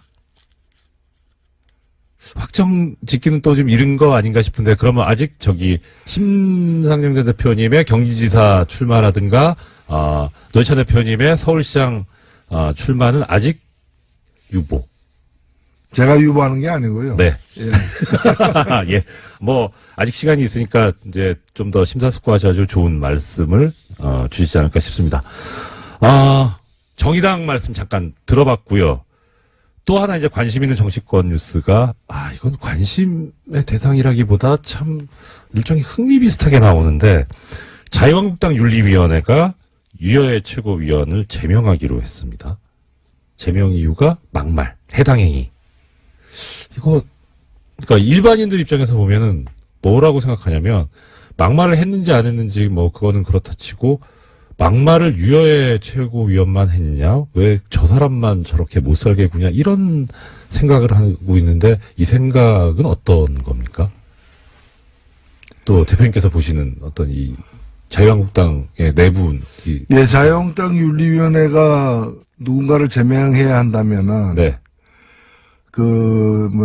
문제가 됐던 그 친박 주요 인사들 제명해야 되지 않습니까? 그렇죠. 그 사람들 제명해야 된다는 내부 여론도 많았음에도 불구하고 결국 제명 못하고 있지 않습니까? 네. 그런데 유효의 전 최고위원이죠. 네네. 전 최고위원을 지금 제명한 걸 보면은 참 비겁하죠.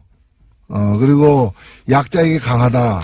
맞습니다. 약자에게 강하다라는 그런 말을 생각하게 만드는 네. 장면이 아닌가. 네. 이렇게 생각이 됩니다. 예. 약자에게 강하고 있는 뭐 실권이든 뭐든 권력이 있는 사람한테는 뭐라고 못하는. 예, 그래서 그러네요. 그 자유한국당 관련해서 저 홍준표 대표가 네. 대법원 무죄 확정 판결을 받았습니다. 저 의원님께서 법사위에도 오래 계셨으니까 참 명언을 남기셨죠. 이 법률 관련 사람들한테 항상 이 생각나게 하는 법이 만인 앞에 평등해야 되는데 만 명한테만 평등하다는 명언을 남기셨는데 이렇게 네. 법사위에 계시면서 법사위에 계신 이 경험자로서 이 홍준표 대표의 대법원 판결을 어떻게 보세요? 예, 뭐 홍준표 대표의 대법원 판결은 정확하게 봐서는 그 유죄라는 증거가 불충분하다 이렇게 된 거죠. 네. 사실 죄가 없다라고 확인된 건 아니잖아요. 예, 그렇게 생각하는 사람 본인도 그렇게 생각 안 할 거예요.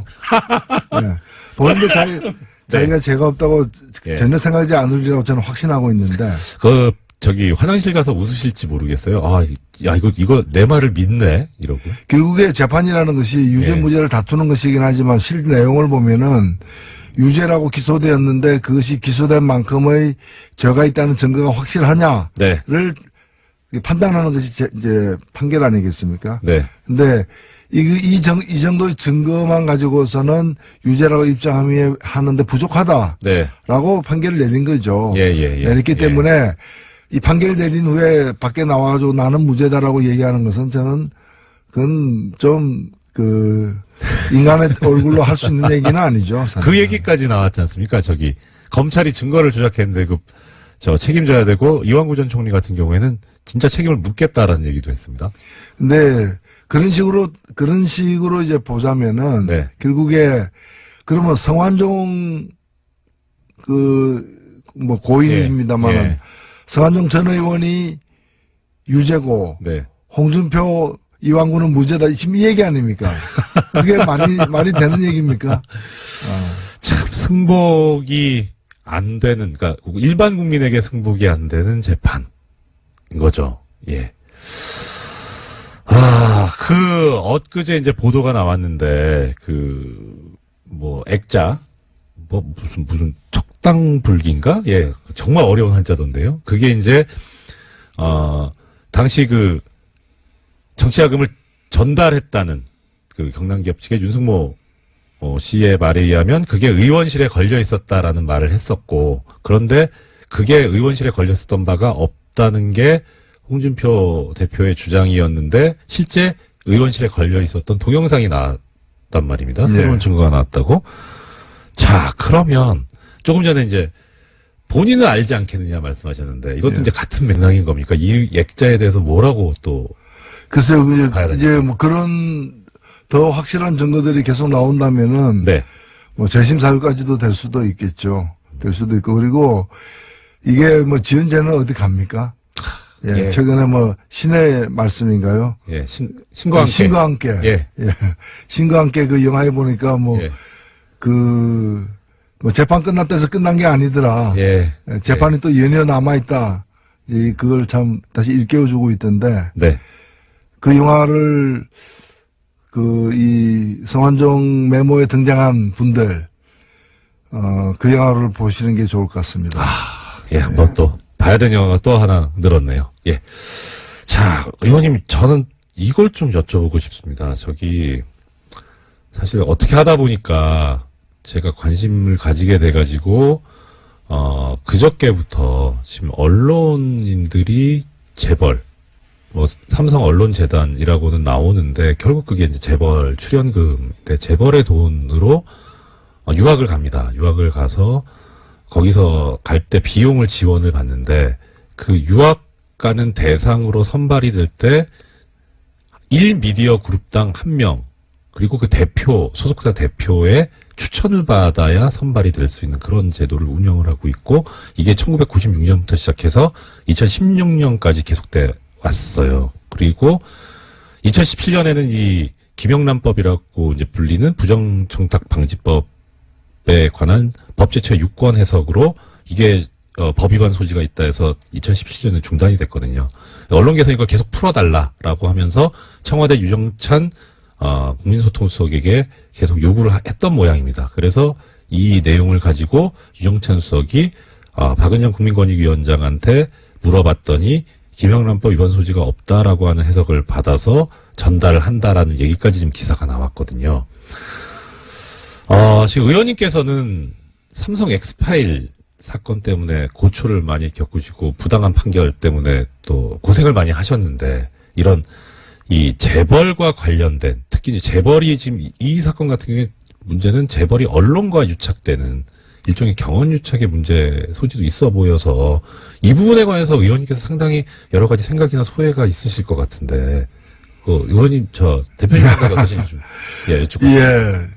아무래도 그 논란이 될 수 있겠죠. 예. 있겠는데 제가 볼 때 일단 언론인 해외 연수 자체가 나쁜 건 아니다. 네, 그렇죠. 사실 이것은 우리 그 공직자들도 보면은 국민 세금으로 네. 이렇게 해외 연수 가지 않습니까? 네. 그리고 1년씩 가는 장기적으로 가는 경우들도 많고요. 그래서 해외 연수 자체는 필요할 수 있다는 거. 그러면 기금을 어떻게 마련할 것이냐는 문제인데 지금처럼 뭐 삼성그룹 뭐 이런 식으로 개별 재벌 그룹에서 이렇게 얼마씩 내고 그 몇 명씩 보내고 이런 방식은 여러 문제가 있을 수 있기 때문에 네. 그 삼성그룹의 취지가 그렇지 않고 또 거기 가는 사람들이 그 삼성그룹에서 준 돈으로 연수 갔다 그래서 꼭 삼성그룹의 어떤 뭐를 위해서 이제 글을 잘못 쓴다거나 이제 그러지 않더라도 네. 그런 의혹에 쌓일 수 있기 때문에 네, 그렇죠. 저는 그런 방법은 좀 올바르지는 않은 것 같고 그런 방법은 이제 좀 단절될 필요가 있지 않느냐. 네. 오히려 뭐 언론인 기금이라거나 여러 가지 쓸 수 있는 저는 그 장치들이 있다고 보여지거든요. 예, 기자협회에서도 나가고 예, 언론진흥재단에서도 그렇습니다. 이제 연수제도가 있거든요. 예. 그래서 그런 걸 좀 더 활성화시키는 네. 방식으로 이렇게 좀 통폐합하고 개별 기업에서 이렇게 지원하는 방식은 네. 여러 가지로 받는 사람도 불편하고 예. 주는 사람도 좋은 뜻으로 주더라도 오해받을 소지가 있기 때문에 네. 그런 방식은 지양해 나가는 게 예. 바람직하지 않겠는가 이렇게 네. 보입니다. 이 부분에 관해서 지금 법 해석으로 문제가 안 되면 풀리지 않으면 김영란법 개정을 해야 된다는 얘기도 나오고. 그 생각에서는 저는 전혀 자꾸 이거 개정하기 시작하면요 이 법 예. 다 없어져 버립니다. 네. 해체돼 버리는 것이고 그런 점에서 최근에 개정도 저는 굉장히 문제가 있다고 생각되는데 네. 개정되거나 해석을 바꿀 문제가 아니고 이 법에 저촉되지 않는 방식을 새롭게 개발해내야죠. 네. 뭐 그렇죠. 그런 점에서 저는 정정당당하게 언론인 기금 등 어떤 공익적 성격의 기금을 갖다가 재원으로 해서 연수를 갖다가 이제 진행하는 게 마땅하다고 봅니다. 네. 대표님께서 지금 말씀하시는 정정당당이라는 단어가 귀에 확 박힙니다. 그래서 정의당. 네. 죄송합니다. 고맙습니다. 예. 자, 마지막으로 한 말씀 더 여쭙겠습니다. 지금 이제 어떻게 하다 보니까 임시국회 회기가 1월 9일까지 연장이 됐고, 임시국회를 원래 12월에 마무리하려고 했다가 못하게 된 가장 큰 원인이 이 개헌특위를 연장할 것이냐 말 거냐에 관해서 의견이 합의가 안 돼서 그렇게 됐다는 보도가 나오고 있는데요. 일단 개헌 문제 관련해서 이제 어떻게 앞으로 정의당의 계획이라든가 생각은 어떠신지 그리고 어떻게 가는 게 좋은 것인지 좀 말씀을 일단은요 모든 주요 정당들이 지난 대통령 선거 때 국민들 앞에서 개헌을 하겠다. 네네. 지방선거 때까지 개헌하겠다고 약속한 바가 있습니다. 네. 현재 보면은 다른 당들은 그 약속을 견지하고 있는데 네. 약속을 지킬 뜻을 유지하고 있는데 네. 자유한국당만 그럴 뜻이 없어 보여집니다. 예. 그렇지 않겠다는 거죠. 네. 지방선거 때까지 개헌하지 않겠다는 거 아닙니까? 예. 그렇다면 일단 자유한국당이 이 문제에 대해서 명확하게 국민들 앞에 예. 그 뜻을 밝혀야 됩니다. 네. 뜻을 밝혀야 되고 만약 약속을 지키지 못하는 거라면 사과를 해야 되고요. 사과만 할 게 아니라 그러면 언제까지 하겠다라거나 아니면 아예 생각이 달라져서 개헌을 안 하겠다라거나 국민들 앞에 명확하게 얘기를 해야 됩니다. 그걸 감추고서 오히려 적반하장으로다가 지금 개헌 지방선거 때 개헌하자는 건 곁다리 개헌이다. 아니 그렇게 곁다리 개헌이라고 얘기하는 자신은 그 약속을 안 했습니까? 그러니까. 사인까지 한 사람 아닙니까? 그래서 국민들 앞에 당당하게 개헌에 관련된 자신들의 어떤 입장을 밝히고 그것이 과거의 약속을 어긴 것이라면은 마땅히 무릎 꿇고 사과를 하는 게 우선입니다. 그 다음에 문제를 풀 문제죠. 예. 약속을 해놓고 약속을 지키지 않는 것, 그것이 가장 큰 문제다. 네. 네.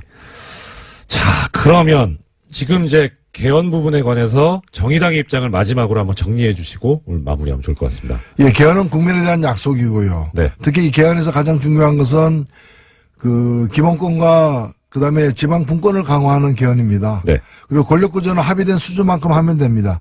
다만 권력구조와 관련해서는 어떠한 개헌이든 간에 국회의 권한을 다소 강화시키는 방향이 될 수밖에 없기 때문에 선거제도의 개혁과 병행해서 가야 된다. 선거제도 개혁 없이 개헌하는 것은 개악이 될 가능성이 더 크다. 그래서 선거제도도 이번 상반기 내에 같이 처리해야 된다고 봅니다. 아, 선거제도 개혁 꼭 필요하다는, 예, 계속 중점적으로 말씀해 주신 것 같습니다. 네, 대표님, 2017년 동안, 원래 이 인사는 공장장 직접 드려야 되는 자리에 안 계시니까, 2017년 한 해 동안 정말 고생 많으셨고. 예, 공장장이 안 계신데도 공장이 활발히 돌아가네요. 걱정스럽습니다. 예, 그리고 애청자 여러분께도, 덕담 한 말씀 부탁드립니다. 예, 애청자 여러분, 그리고 이 방송을 듣고 계실 공장장님, 2017년 한 해 정말 고생 많으셨고, 또 우리 모두 정말 수고 많이 했습니다. 2018년은 더 나은 해가 되도록 나라다운 나라로 가는 대장정 함께 나아갑시다. 감사합니다. 네, 대표님 못 찾으셨던 소고기 520g 빨리 찾으셨으면 좋겠습니다. 530g입니다. 530g, 네, 예. 10g, 네. 예, 오늘 말씀 감사합니다. 지금까지 고맙습니다. 노회찬 대표님이었습니다. 네, 감사합니다. 불친절한 AS입니다. AS 전에 먼저 해야 되는데 저 애청자 여러분 부탁이 있습니다. 아까 2부와 3부 사이에 유시춘 선생님 돌아가실 때 한 번만 더 출연을 해주십사 간곡히 부탁을 드렸는데 일정이 어떠신지 보셔야겠다고 하시거든요. 혹시 약간 좀 여유가 되신 분 계시면 청와대 청원 게시판에 유시춘 한 번 더 출연해라 청원 좀 넣어주세요. 청와대 너무 못살게 구는 것 같나요? 예. 하여튼 꼭 필요합니다. 마무리를 못 들었습니다. 예, 아쉽습니다. 유시춘 선생님 다시 한번 모실 수 있도록 저희도 애를 쓰겠습니다만은 우리 애청자 여러분들께서 많이 좀 움직여주셨으면 좋겠습니다. 유시춘 선생님 관련해서 많은 분들께서 말씀을 남겨주셨습니다. 그해 6월 서울 남대문 근처에서 추루탄 가스 많이 먹었습니다. 저거 비슷한 데 계셨네요. 훌륭한 분들이 계셨기에 오늘 대한민국이 있습니다. 이 글 남겨주신 부엉다래님도 훌륭하십니다. 3112님, 그날이 생생하네요. 저희는 319가 도로 위에서 차량을 세워놓고 참가했던 기억이요. 고생하셨습니다. 유시춘 선생님 관련해서 또 말씀 남겨주신 분들 많으십니다. 유관수 누나 다음으로 존경을 담아 유시춘 누나라고 부릅니다. 참고로 전 여자입니다. 갑자기 혼란이 오네요. 2965님. 네. 하여튼 존경한다는 마음을 담으신 것 같습니다. 김효녀님, 유시춘 작가님 경험담에 이 나라 중대사가 오롯이 들어가 있네요. 역사 드라마 보는 기분이에요. 예, 저도 박진감 넘치는 말씀 참 옆에서 재밌게 듣고 있었습니다. 또 훌륭한 문자 남겨주신 분 계십니다. 2848님. 귀에 익으시죠? 파토님 오늘도 너무 재밌었어요. 공장장보다는 권한대행님과 더 호흡이 좋아요. 고맙습니다. 지금 옆에 계시는데 전 이런 거 적응 안 되는데 한 번 더. 3315님 역시 원종훈 교수님의 코너가 제일 재밌어요. 이 스포까지 오늘 무슨 이야기 할 건지까지. 네. 한번 이따가 잠시 후에 시작할 우리 원종훈 대표님 모시고 이야기 나눌 때 여쭤보겠습니다. 예, 불친절한 AS였습니다. 정통과학 팟캐스트계의 선두주자. 과학하고 앉아있네. 근데 뉴스공장에서는 시사과학 개그까지 넘보시는 파토 원종훈 대표님 나오셨습니다. 반갑습니다. 아유, 반갑습니다.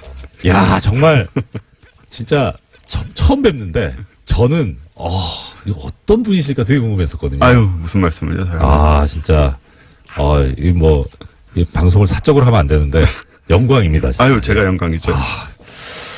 그건 그런데요. 일단 저는 공장장님 대신에 네. 이렇게 권한대행님과 하게 돼서 너무 좋고요. 네. 공장장이 아시다시피 방송 중간중간에 나서면서 네. 과학을 마치 많이 아는 양, 네. 중학교 때 배운 건데 내가 아직도 이걸 외우고 있어 이런 말들을 하면서 네. 굉장히 나대는데 네. 방해가 많이 됐습니다. 그렇죠. 예, 아시다시피 좀 많은 사람들이 좀 고통을 겪잖아요.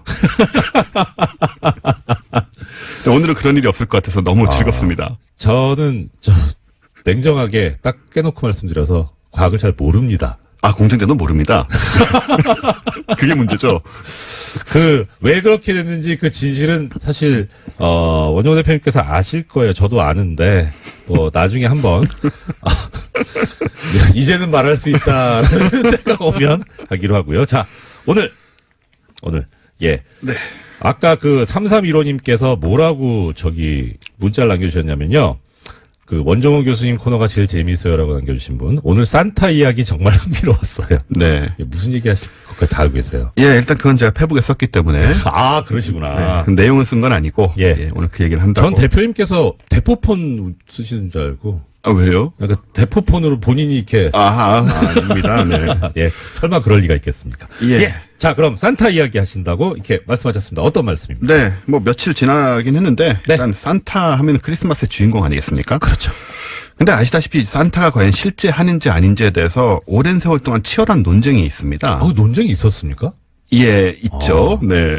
또 전반적인 경향을 보면 예. 제가 어릴 때에 비해서는 이제 좀 없다는 쪽이 우세한 것 같고 예. 현재 전 세계적으로 네네. 특히 이제 높은 연령층, 예. 보수층 예. 그리고 교육 수준이 높은 쪽에서 부재론이 강세다. 예. 그게 현대적 흐름이 아니냐. 네. 이렇게 판단이 되는데.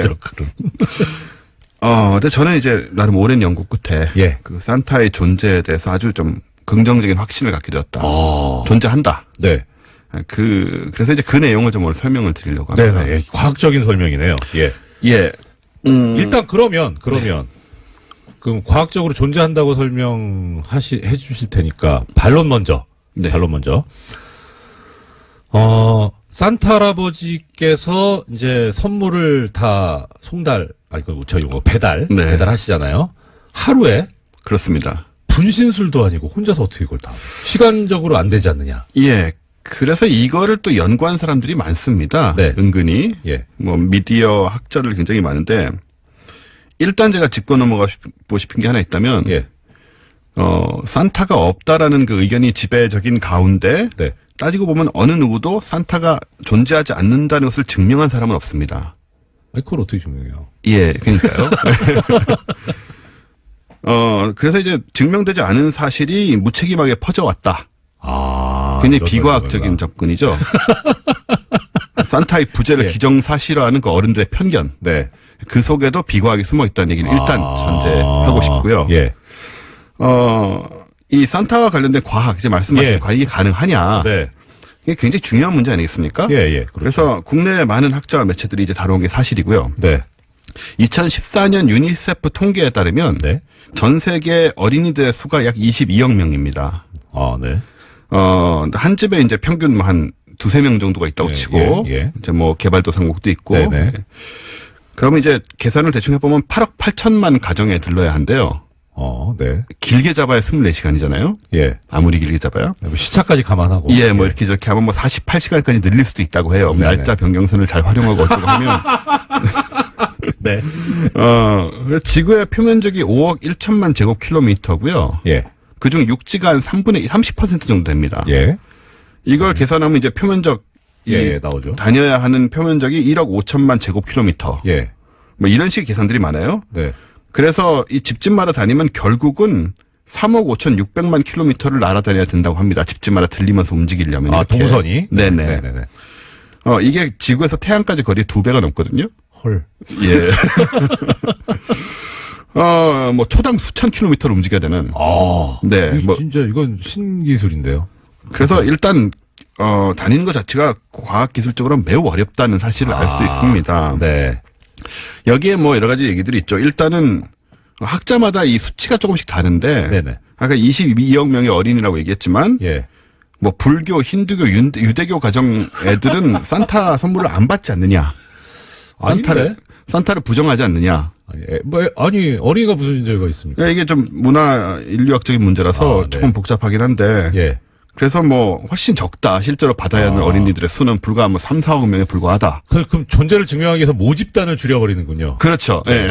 이제 이게 약간 편법이긴 한데요. 예. 이런 방법이 있고. 예. 그다음에 이제 기술적으로 이게 가능하다는 주장들이 있죠. 예. 예, 굉장히 다각도로 있는데. 네. 산타는 이미 오래전부터 북극에 기지를 짓고 그 험한 환경에서 살아온 사람 아니겠습니까? 예. 그래서 우리보다 훨씬 발전된 과학기술을 보유한 어떤 종족이거나 뭐 그런 후예이거나 반신반인, 외계인. 스타크래프트 분위기가 나오는데. 예. 그럴 가능성이 있다고 실제로 주장들을 하고 있고요. 네. 그래서 현재 시험하고 있는 뭐 우리 인간들도 시험하고 있는 예. 뭐 음속의 10배를 넘는 극초음속 항공기 그런 것들이 있고 또 심지어 제가 가끔씩 얘기를 하는데 그 나사에서 네.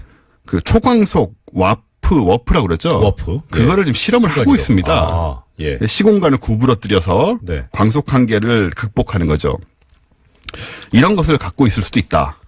아직까지는 추측 같은데. 추측이죠. 예. 그 일단 아까 그 모집단 얘기 나왔으니까 네. 그 4416님이 이런 의견 주셨습니다. 우는 애들이 있는지 빼야 된다. 예, 그렇습니다. 저 정보를 파악하는 게 또 하나의 난관이죠. 8억 8천만 명의 어린이들 중에. 빨리 울려야 돼요? 예. 그러니까 이 8억 8천만 가정에서 예. 어느 애가 언제 울고 있고 예. 그 2.5명의 어린이 중에 누가 실시간으로. 울고 있고 실시간으로. 이야. 이 정보력도 아주 풍부해요. 사실은 그 점이 조금 더 물리적으로 어려울 수도 있고요. 네. 그리고 또 사생활을 존중하는 가운데 이런 정보만을 이제 가져가야 된다는 이 헌법상 권리를 침해하면 안 돼요. 그렇습니다. 네. 그런 굉장히 어려운 문제들이 있는데요. 예. 어쨌든 그래서 이제 기술적으로 이게 가능하다. 뭐 다양한 상대성 이론, 예. 양자역학, 연력학, 재료공학들을 활용하면 네. 모든 것을 할 수 있다고 주장하는 과학자들이 또 있습니다. 아, 그렇군요. 그래서 산타의 예. 진실이라는 책도 있더라고요. 미국에는. 아. 이걸 다 이제 설명해 놓은. 예. 재미는 있을 것 같은데 읽어볼 가치가 있는지 아직 궁금하긴 하네요. 그래서 그렇습니다. 사실 이런 책들이 어떻게 보면은 그 아이들에게 네. 산타가 있다는 거를 억지로 예. 믿게 하기 위한 좀 지나친 그 과학적 적용이랄까. 산타가 정말 저러고 다니겠느냐? 예. 뭐 초광속에다가 예. 무슨 뭐 이온 뭐 실드 이런 게 나와요. 그런 걸 착용하고 뭐 굴뚝을 내려간다든가. 예. 아무리 봐도 그건 아닐 것 같다는 생각이 드는 거죠. 그 지금 굴뚝 말씀하셨으니까. 네. 그것도 진짜 산타 부제론의 근거 중에 하나죠. 그렇습니다. 일단 우리가 알고 있는 산타 할아버지의 이 외형은 상당히 복부 비만. 그렇습니다. 근데 이분이 도대체 굴뚝을 어떻게 통과하느냐. 네. 그러니까 통과할 리가 없다. 네. 그리고 굴뚝이 없죠, 요즘은. 아. 예, 저희 집도 굴뚝이 없는데요. 예. 뭐 어떻게 들어오느냐, 이 사람은. 예. 모르겠습니다. 그래서 뭐. 영장 없이 함부로 들어오고. 예, 일단 불법이죠, 사실. 불법이죠. 그렇죠. 그래서 예. 이런 기술적인 거를 제가 이제 잘 검토를 한 끝에 네. 이렇게까지 억지로 존재하지 않는 기술이나 너무 첨단 기술을 적용을 하는 것은 조금 무리가 있다고 생각해서 네. 전 다른 관점에서 좀 접근을 했습니다. 네. 예. 일단 지금 산타의 속도니 무게니 이런 기술적인 문제를 분석하는 사람들은 전제가 뭐냐면 다들 그 산타가 빨간 옷을 입은 할아버지 한 사람 개인이다라는 관점에서 출발하고 있어요. 그렇지 않습니까? 아마 19세기까지는 그랬을 겁니다. 예. 왜냐하면 19세기 조선에서 산타 선물 받은 사람 있습니까? 청나라에서 받은 사람 있을까요? 그러게요. 조선왕조실록에는 없죠. 네. 그리고 뭐 예. 사기, 사마천의 사기 이런 또 없거든요. 예. 그러니까는 19세기까지는 유럽과 북미 정도만 커버하면 되는 상황. 그 쉽게 말해 거래처가 거기였다. 그렇습니다. 네. 그 인구도 지금 훨씬 적었고. 네네. 그래서 산타가 어떻게든 뭐 좀 할 수도 있지 않았을까. 하루 무리해서 야근하시면. 예, 지금에 비해서는 적어도.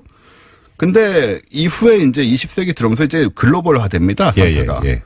그래서 그런 전근적인 접근으로는 이제 배송을 할 수가 없게 된 거죠. 아, 네. 그래서 20세기 들어오면서 산타의 시스템에 변화가 오게 되는데 바로 현대화. 조직화, 로컬, 지역화, 그리고 네트워크화입니다. 그러니까 개인이 다 배달하고 다니면 기술이 저런 게 꼭 필요하지만 네. 산타가 지구 전체에 뻗어 있는 일종의 비밀 결사다. 라고 생각하면 이런 기술이 하나도 필요가 없죠. 그게 그러면 비밀결사 조직체로 이렇게 말씀하셨는데 네. 이렇게 프랜차이즈는 판매 프랜차이즈하고 좀 다르고요. 예, 제가 이 본질을 설명을 해드리면 네. 이 조직이 산타 개인이 하고 있다고 생각하는 모든 일을 이제 각 지역에서 맡아서 하고 있고 예. 빨간 옷 입은 할아버지는 이제 옛날에 돌아가셨고요. 이분은 이제 예. KFC 할아버지처럼 일종의 상징물이죠. 예. 제가 조사한 결과 이 조직은 각 가정에까지 침투해 있습니다. 헐. 예. 그래서 산타크로스의 개념을 공유하고 네. 크리스마스 이브마다 산타크로스를 대신해서 아이들에게 선물을 제공하는 에이전트들이 집집마다 포진해 있죠. 그럼 우리가 그 존재를 느끼지 못할 뿐이지. 그렇습니다. 있는 거 맞다. 이렇게 말씀을 드릴게요. 네. 이 어린이 개개인의 성향 파악부터 원하는 선물의 구입과 배송에 이르기까지 모든 업무를 각 집집마다 있는 에이전트들이 대신하고 있는 거고요. 원스톱 시스템이군요. 네. 네. 그래서 21세기 산타클로스는 이 중심이 존재하지 않은 일종의 클라우드 네트워크 상태가 되어 있습니다. 그래서 그 개념을 산타의 개념을 공유하고 그 개념을 긴밀하게 공유하는 이제 거대한 네트워크가 있고 실제로 성향을 파악하고 선물을 증정하는 집에 사람들이 있는 거죠. 각각의 집에. 그래서 이렇게 얘기한다면 이게 뭐 산타 그 빨간 산타는 없을지 몰라도 실제로 산타클로스라는 그 실체가 존재한다라고 현대적인 관점에서 중심의 할아버지는 없지만 그럼 마지막으로 제가 네. 대표님 반론 하나만 제기하겠습니다. 네. 지금 집에 이렇게 에이전트들이 들어가서 배송을 하고 있다면 네. 루돌프는 어떻게 한 거예요? 실직하지 않습니까? 그럼 뭐 더 자연으로 돌아가야죠. 그러니까 뭐 그거 중노동이고 동물 학대거든요. 학대입니다. 맞습니다. 네, 그 옛날 19세기 관점에서 하는 얘기고. 예. 그래서 우리 집에 산타클로스도 하나씩 있었다. 네, 그 얘기를 드리겠습니다. 예, 오늘 크리스마스와 산타 할아버지에 대해서 말씀해주신 원종호 대표님이었습니다. 말씀 감사합니다. 저도 공장문 닫습니다. 안녕히 계십시오.